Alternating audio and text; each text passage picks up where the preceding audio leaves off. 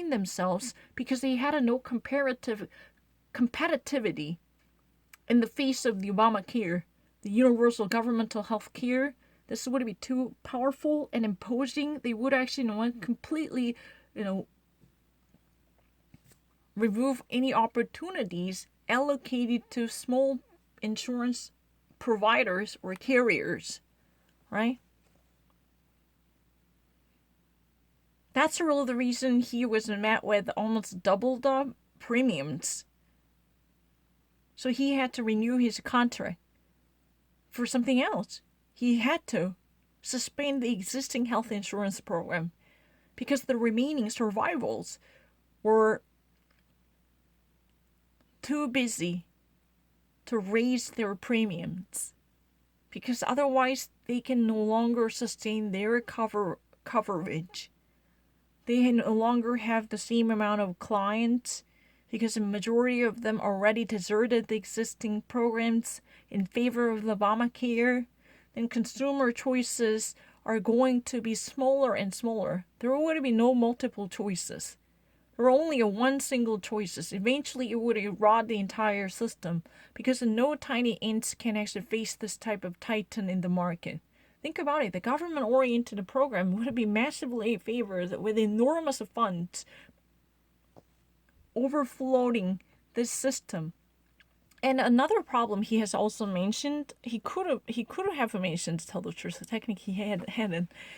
This type of public entity would be eventually so vulnerable to incompetence, because this is easy money. More and more people, without actually having themselves being in the market of competition, they would immediately have a massive amount of people secured and guaranteed because of their franchised business licensed by the American government. Then they were going to suffer from incompetence. They would never actually go through bloodshedding or bone cutting, downsizing, or even right sizing to increase their efficacy. Then this would be so vulnerable to the same old socialistic economy, because it would have faced a lethargic phase without having innovation expected from the commercial market. This would be so slow, and this would be so inefficient.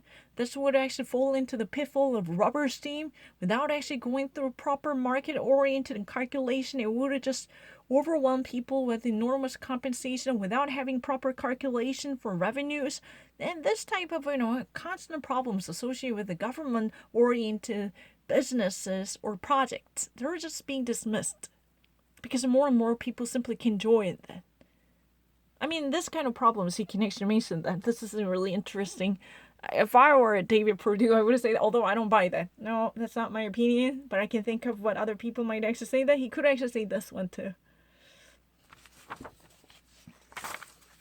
But he's been constantly arguing that government-oriented healthcare insurance is really going to be a job killer, because more and more small business insurance providers based upon local regions and areas are going to go out of business.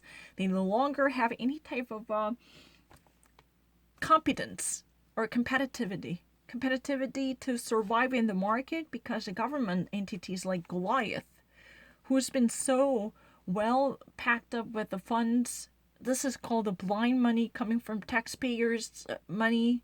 They would actually, splurge. That's irresponsible money without actually calculating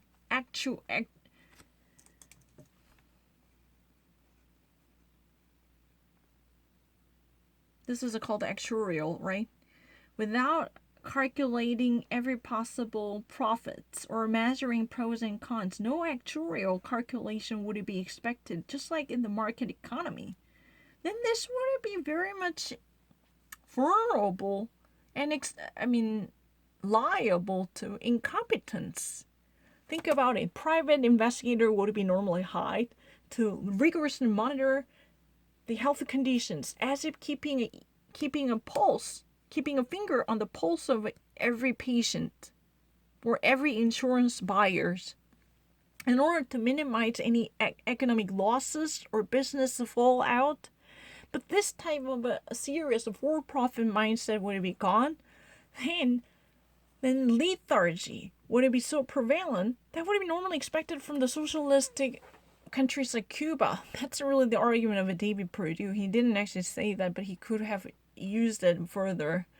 But anyway, there will be no proper choices guaranteed in the market. That means consumers must settle down for one less suitable or less appealing one because they had no choice. The handful of surviving companies can only provide a similar type of service with excessive charges because they were really the only one living and lingering in the system. Then they cannot afford any type of a program without actually having a great amount of prices.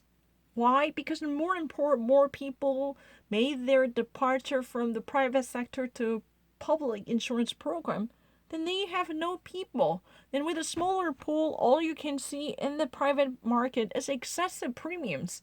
This would only be a punishment for both the market and the consumers who would like to have a greater liberty in their choices. Right? Once again, Senator, you voted 4 times to repeal protections for pre-existing conditions. Then you spent millions of dollars running ads across Georgia, telling people you did the opposite. PolitiFact, an independent fact-checking website, found your ads flatly false. It's hard to get them to find something just flatly false. You've been lying through your teeth about your record on health care. You sponsored legislation called the PROTECT Act that everybody knows, and everybody at home watching knows, has loopholes for insurance companies to deny us care in the event we have a pre-existing condition. You should apologize for voting to repeal vital health care protections and continuing that policy in the middle of a pandemic. Apologize, sir. So John Ossoff demands David Perdue to apologize for lying through the teeth. His campaign advertisement was nothing but a tissue of lies. Why? Because he's been such an bold liar. Technically, he spent millions of dollars for running an advertisement, which would actually speak the opposite of what he did in the Congress. He exactly, voted 4 times to repeal and rescind protections for pre-existing population. Instead, he actually sponsored one of the notorious bill called the PROTECT Act. But he actually, somehow ran an advertisement calling himself a defender of the pre-existing conditions by actually lowering down the barriers, standing in front of people with the pre-existing conditions or medical history or any type of pathological handicaps. Oh, you know what? You can actually join us. I was the one who voted for that. I actually stood up for you. But this type of advertisement turned out to be nothing but a bunkum. It was really a bogus one because the independent fact checker, conducted a thorough investigation, as I've already actually mentioned. This was really the done. You know what? You'd better actually rely on an independent fact checker that I have mentioned it when Senator John, it's not really Senator, would it be Senator John Ossoff mentioned it, right? You'd better actually check out the independent fact checker because it turned out to be a lie. Independent fact checkers, they actually confirmed that he actually indeed did the very opposite. He never actually voted for the people who might actually suffer from decline coming from the insurance companies. He indeed sponsored a very notorious bill called the PROTECT Act, which is literally about opening up loopholes that might actually give a greater opportunity for insurance companies to manipulate the circumstances in favor of them. They can actually monitor and track down the existing conditions as building up a case against the possible insurance applicant. So they could be denied. Or the already actually purchased consumers would never be covered because they were always going to abuse the fine printed lines on the bottom of the document in favor of them. So they would be legally not liable. Even if they denied any full compensation, or even if they actually dropped this person, or even if they decide to throw this insured under the bus at the last minute, citing the pre-existing condition. This type of great leverage was given. That was the exact same message, but you know what? You just lie. You should actually apologize right now. because we've already actually relied on an independent fact checker who actually completely denied the actual claim made by your political propaganda. You actually spend millions, you burn $1 million for nothing because there is an independent fact checker who completely challenges the authenticity of your argument. There is a voting record in the Congress which is spoke for the truth. Instead of standing up for or championing the equal opportunity for people with the pre-existing conditions, he literally voted 4 times against the existing system. So his intention was clearly to expunge these protections that could have served the very interests of the people ailing with the genetic conditions or inherent medical situations or nurtured or cultivated medical disabilities or symptoms, right? But in order to cover that history up, he ran advertisements that would have cost millions. He wasted money for nothing, to simply pull the wool over the public eyes. That means that he was such a bold liar who lied through the teeth. You know what lied through the teeth mean? He's been such an brazen liar. He actually completely did a bow face as if he never had done that before. He completely rejected his previous history, saying, no, I hadn't done that. That's not the end of the story. He actually, talked about something completely opposite out of what he did. Oh, you know what? I used to be in that position. He's not just a flip-flop part, but he's a complete liar. Bold liar. His words are nothing but a tissue of lies. Because he's desperate to pull the wool over the public eyes. That means he's been desperate to hoodwink the rest of people with a malignant intention by airbrushing his voting records. He actually voted 4 times to repeal and rescind. There's protections that would eventually defend and shield the consumer rights of the people with the existing conditions. But he said no. That's not what I did. I actually went, indeed, in times of difficulty, I actually rooted for people with the pre-existing conditions. He said that in the political advertisements. These ads were once upon a time raging through the airwaves. Sure. But according to the new divulgation by relatively independent fact checker, so that's the real reason you'd better actually rely on an independent checker, because if you ever look into it, your bogus lie would be all disclosed. You know what? You don't even actually check the independent fact checker. That's what I actually mentioned when I actually first said that. You know what? He even sponsored a very heinous and morally egregious one, which is really the opposite of what he claims he had done. What was that? The Protect Act. The Protect Act is nothing but a self-serving legislation. He actually endorsed and sponsored this by being part of it. Why? Because he's been a recipient of a political funds coming from health insurance companies. The major insurance carriers are literally like David Perdue, and they want to see his re-election because he would be a champion fighting for their interests, not Georgians' interests. Why? Because he would actually open up a loophole. In that way, they would never be legally punished. And there will be no penal code that might actually chastise their wrongful behavior driven by for-profit greed. Why? Because this would eventually, accept and tolerate any whimsical and partial interpretation of the clauses. Literally making a big deal out of the tiny things to reject any person's entitlement. That means if there is a clause that would be subject to legal disputation or legal disputation, and they can actually abuse it. They can actually make this out of litigation to advocate their own story. oh, we already actually pre-acknowledged this condition, but our consumers somehow failed to recognize this early notice. That has been part of the contract from the very beginning before he or she put down one John Hancock. That's really the argument. In that way, this type of legal loophole, which would be nothing but a guile to disguise their true intention, that would be acceptable. This type of a bill was supported by him. He's a really kind of pathetic figure. Because that was what he was doing for his life.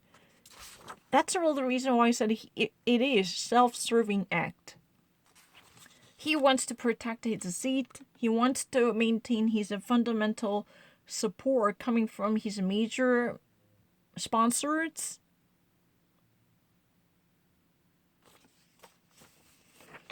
So his Protect Act was nothing but opening up a back door to insurance companies to deceive regular consumers at the last minute, saying that, hey, we never actually promised that. You probably have been misunderstood. We're going to actually inform you on this. Ever since the US has put down your signature, we already had a very stipulated policy. If you actually had a doubt before that, you should have hired your lawyer to actually walk you through this complicated clause like this. But they would never be this much aggressive. Dear customer, we are very sorry to notify you that this would never be applied to your case because of your pre-existing conditions. The specified condition coming from the genetic deformity, particularly affecting bone marrow, was excluded from our coverage like this. A very specified condition would be attached to throw average consumer under the bus at the last minute, saying, oh no, I'm so sorry, we cannot cover you like this. He actually opened up the back door for them. Can I go on? No, yeah, it's fine, don't worry. 왜요? 왜 못 꺼져?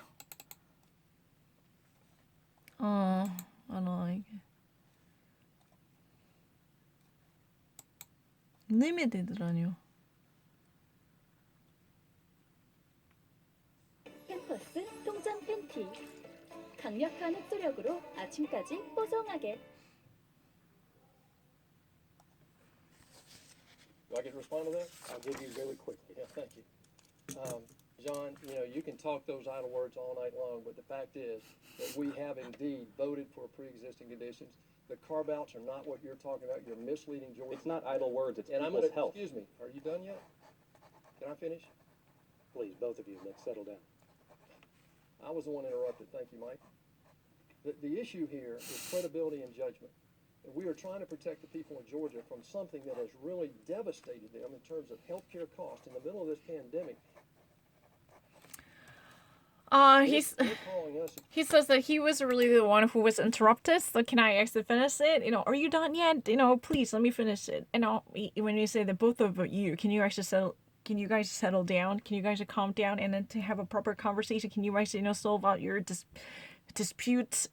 Oh, you know what? Let me be very clear about it. I was the one who was talking and who was interrupted. And not this guy who has a right to claim anything here. He says that. Can I go on? Because in the first place, I was the person who was entitled to speak. Let me actually continue my own response. This type of carve-out mess is really wrong. I never actually opened up the door to insurance company in favor of them. This is not really about them. I really worked really hard in the pandemic crisis to beef up the security that might actually better serve the people living in Georgia. That means average consumer in our congressional district would have a greater chance to have their own welfare secured. That was really the portion of the bill that I stood up for. So more of a pre-existing conditions can be tolerated. So people with asthma, or people with pneumonia, people with tuberculosis, people with hypertension, people with rare genetic disease, or any type of people could actually at least knock on the door of the insurance to at least have themselves guaranteed. As a regular consumer, this type of transparency and this type of market-oriented competition was something that I stood up for, and he has no right to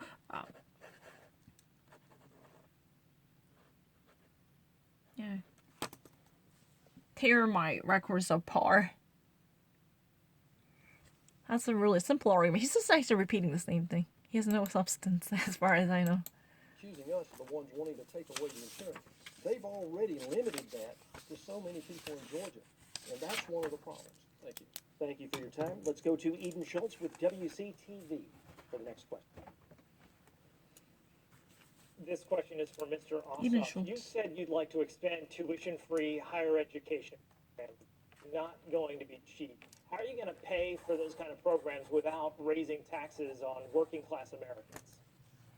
Well, thank you for the question. What I've said is I want to make sure that tuition at public colleges and historically black colleges and universities is 100% free of debt. Not free tuition, but debt-free tuition. You should not have to take on a penny of debt to get a degree from a public college in this country.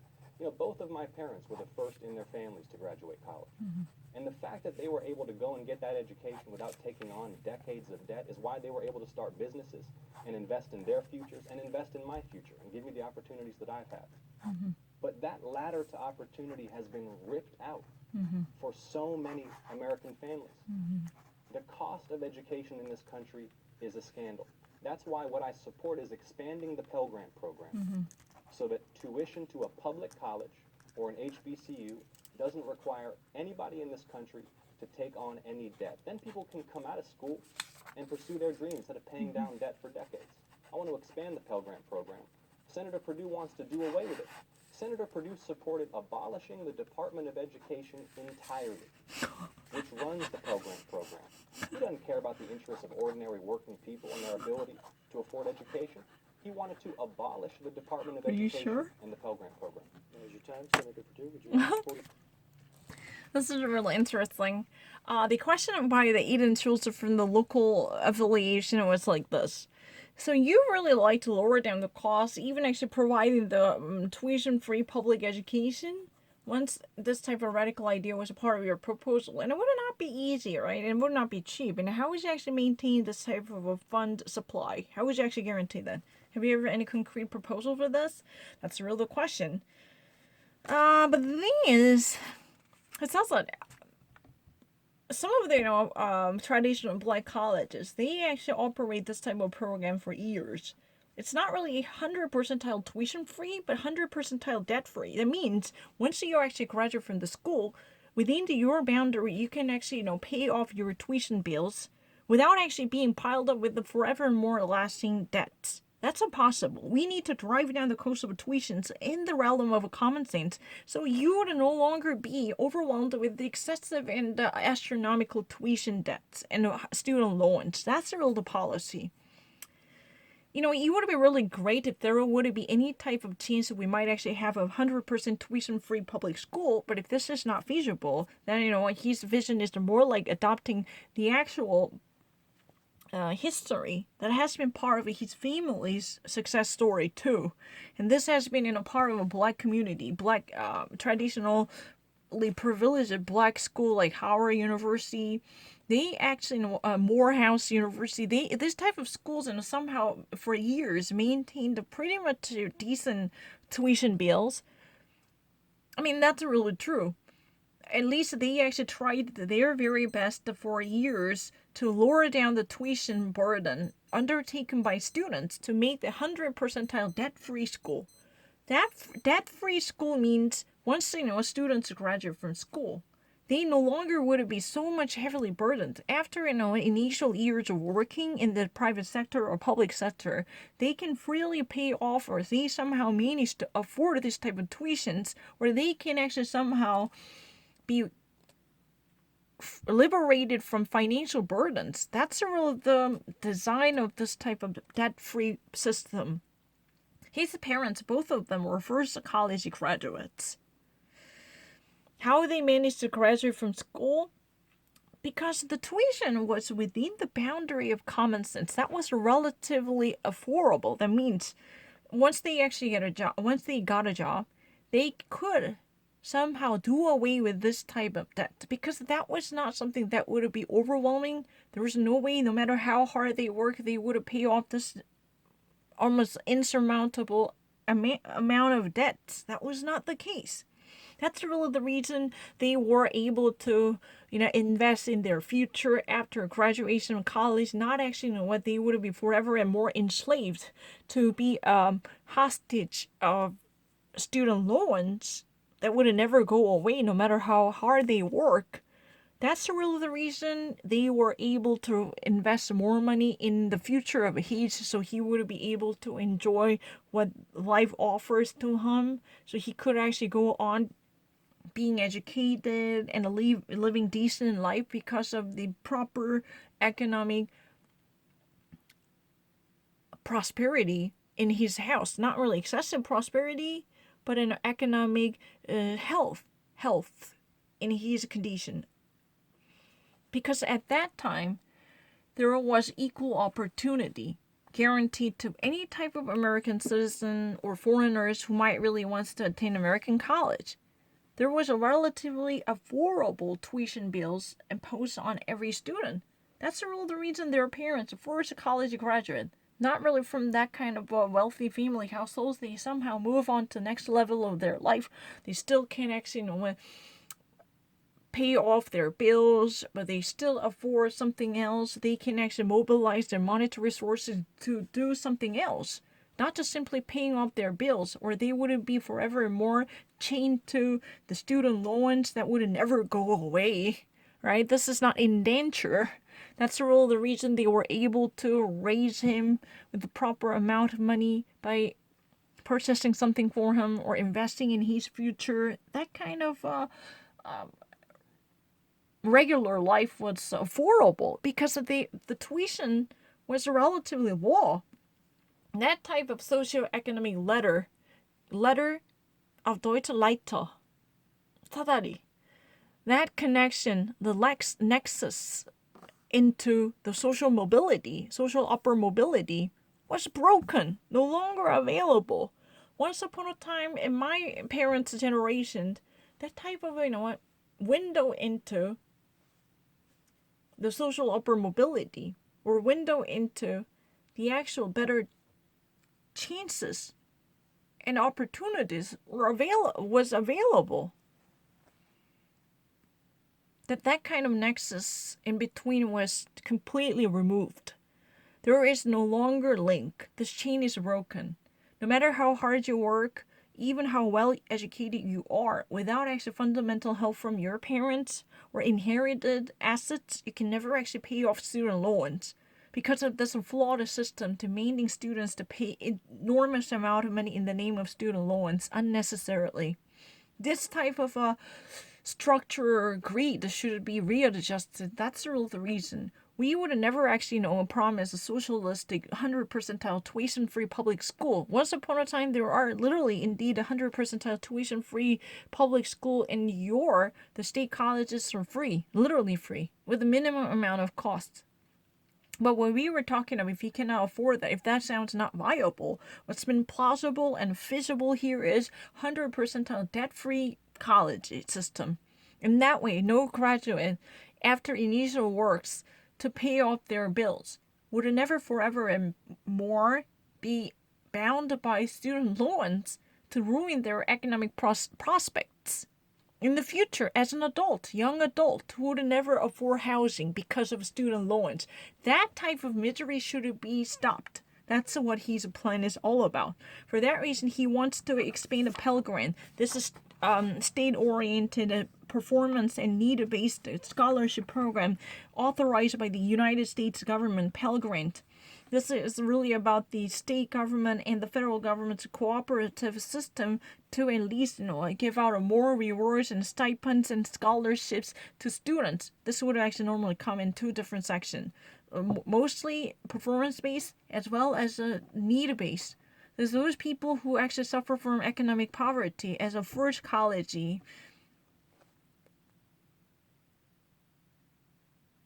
students in their family house. It means there was no person who actually moved on to higher education by attending higher education institution, then they could actually benefit from this type of program. If they were actually from poverty-stricken families, then they can also apply for this. So he wants to definitely incorporate more people into the Pell Grant programs, and he wants to expand the HBCU. This is additional governmental supply program, which actually guarantee more of cheap loans as well as scholarships. That would give a greater chance to lower middle class students to dream big for their own talents, right? But instead of this type of a much expanded and progressive efforts to help and sustain lower middle class students, David Perdue wants to get rid of the Department of Education. Unbelievable. He just really wants to shut down the Department of Education. He believes this is a corrupted entity, which would actually pour money into meaningless businesses. He just really wants to completely remove this entity out of the system, and that way he could actually, save more money for his rich families and rich cronies.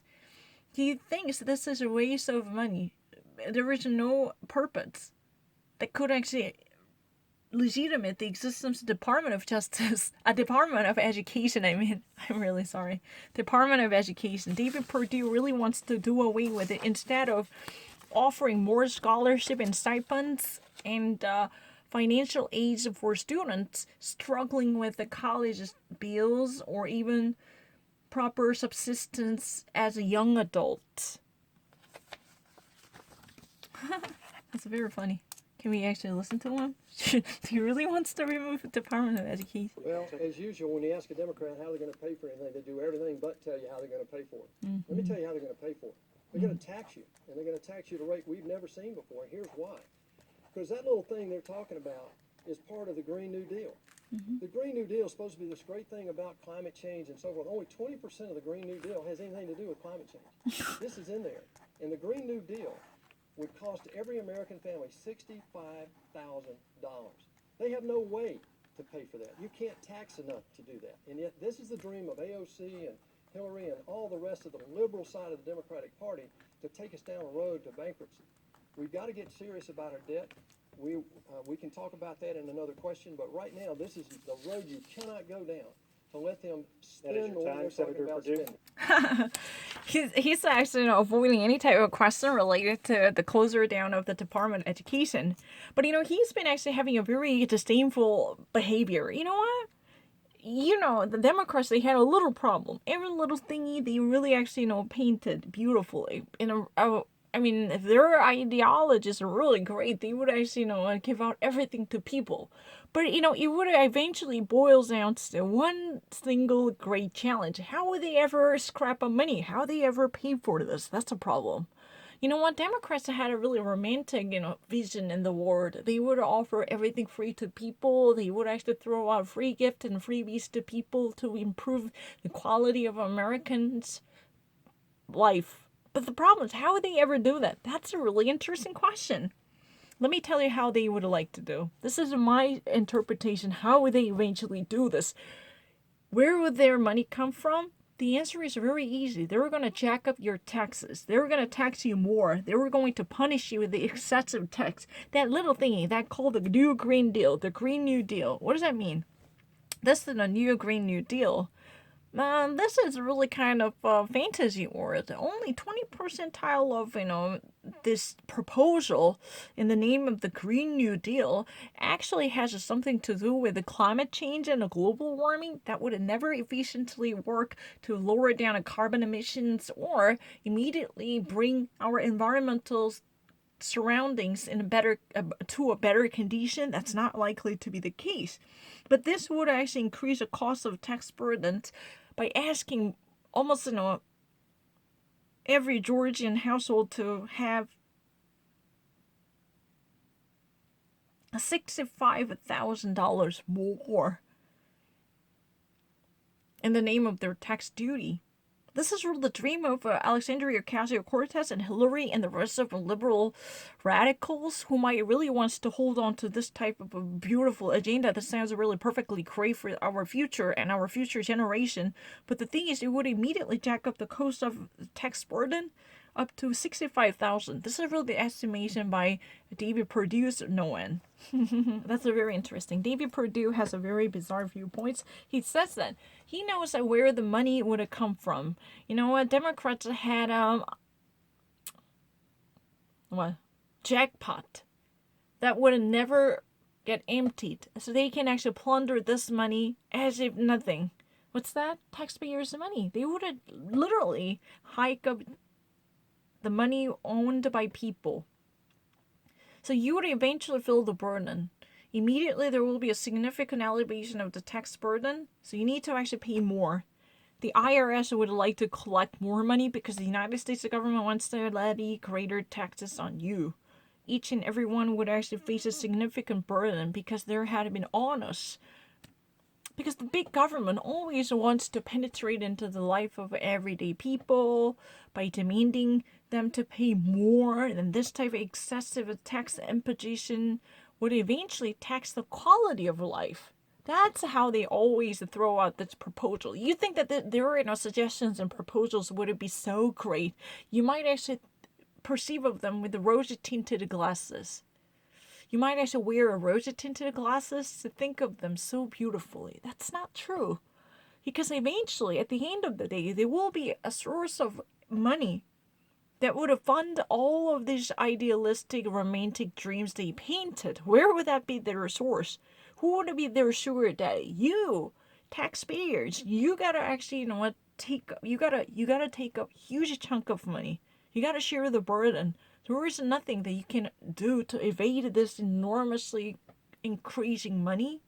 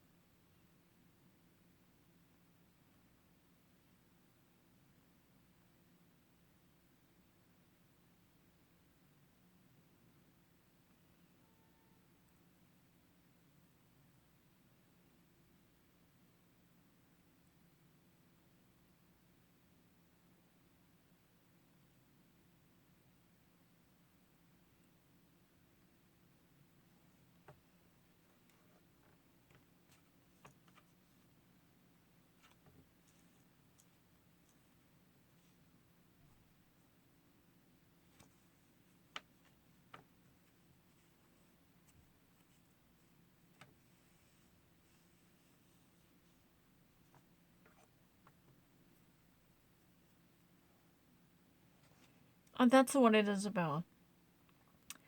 So if you ever actually look deeper into their this rosy-tinted picture, you would notice that this isn't like them building castles in the sky. They were actually dreaming, but eventually the end consequence would be undertaken by you. You need to shell out a greater amount of tax burdens. You have to actually pay more. This is really the end results of having Democratic elected in the Congress. If you ever actually look into this, and catch it for rage, the shibboleth of the Democrats, the little tiny thingy, it's their boondoggle in these days, the Green New Deal. They would actually pitch the voice saying that this would literally tackle all the monsters ruining our planet. They would actually immediately lower down the carbon emissions. They would immediately challenge every little detail that might actually seriously threaten our future generation. But approximately 20% of the all contents would be about the actual Green New Deal and the economic that means global warming. The 20% of the Green New Deal is really actually about the climate change. The rest of stuff is more like the politically driven ideological process that would never reflect the decency. That's really the problem. In return of this type of a political agenda, AOC and Hillary and those radical folks would really like to dump more tax burden and charges on you. They want to lay tax blames at your door. So you have no idea what this is all about. But let me tell you something, only 20% of the entire shenanigan is really about the global warming and climate change, that would never actually do much.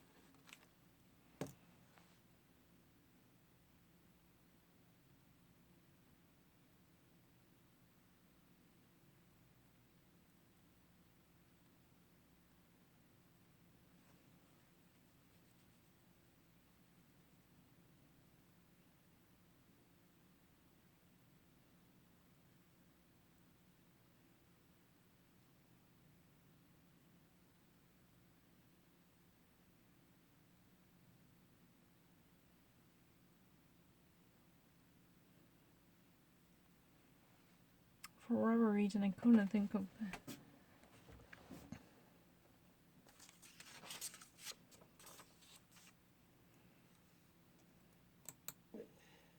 Mr. Ossoff? Well, Senator, what I'm talking about is expanding the Pell Grant program that you want to abolish.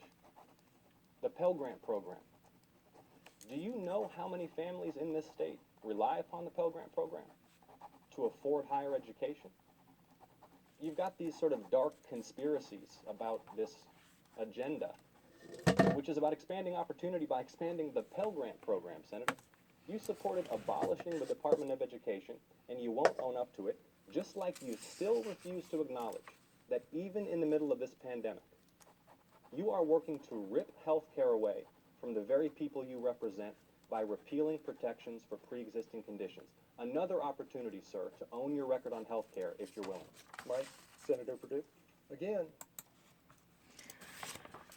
John Ossoff said, so no, this is about the Pell Grant program. You're actually evading your question. I'm not talking about something other than that. You had a little, talent in avoiding the immediate questions. This is really about the Pell Grant. Do you know what this means for most of people?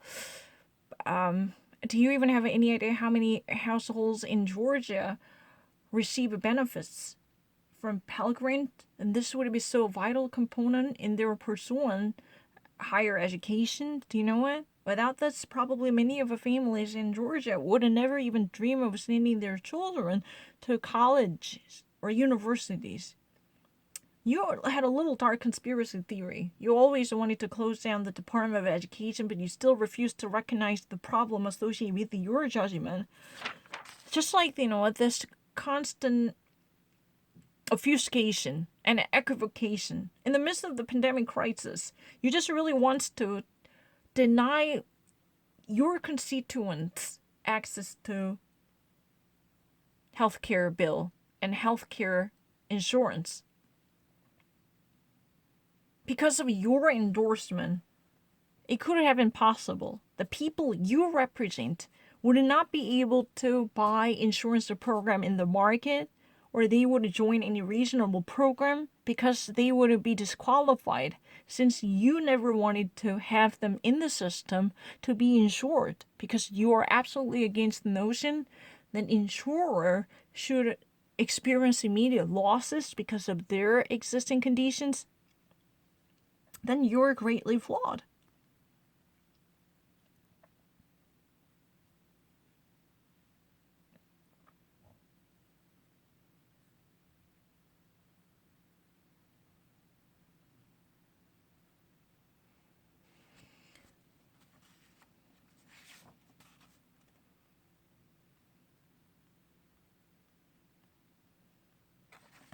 Yeah, this is really easy. Senator Perdue again refuses to give out a clear answer on his position regarding very controversial issues. He wants to claim that he wanted to wrap up the Department of Education because he found it very futile. He never actually gave out a clear answer, and he really wants to abolish the Pell Grant program. But you know what? The fact is that there were so many families who would actually, do everything to be a recipient of Pell Grant program in their pursuit of college degrees. Without that, they could have never even imagined their place in higher education. But Senator Perdue again wants to dash all the hopes and dreams held by his people, the very people he represents. And he's not giving out a straightforward answer, just like the very problematic behavior he had done. He wants to take away the insurance programs away from the very people he represents in the midst of this pandemic crisis, because he wants to block any type of people with the pre-existing conditions from joining the insurance programs by adopting more of a systematic clauses favoring and catering to the insurance companies. By toughening up the standards, that would immediately help insurers to reject average people's membership, citing whatever dubious medical conditions. That was what Senator Perdue wanted to do, especially amid this pandemic calamity. Isn't that a betrayal of the people he represents? He clearly had a inclination for the high corporate members who might actually fund his campaign. Then his loyalty should be checked once more.